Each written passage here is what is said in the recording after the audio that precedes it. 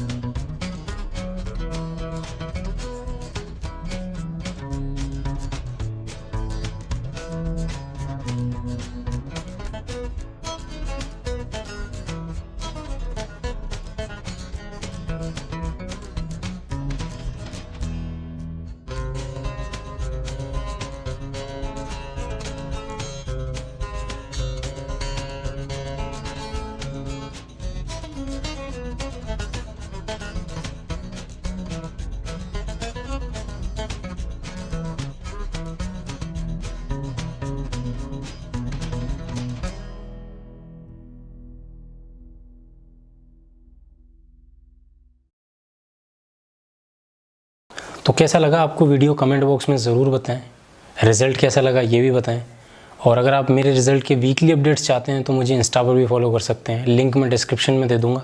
और आगे आने वाले टाइम में किन टॉपिक्स पे मैं वीडियो बनाऊँ, अगर आप चाहते हैं कोई ऐसा टॉपिक जिस पे मुझे वीडियो बनाना चाहिए तो प्लीज़ सजेस्ट ज़रूर करें।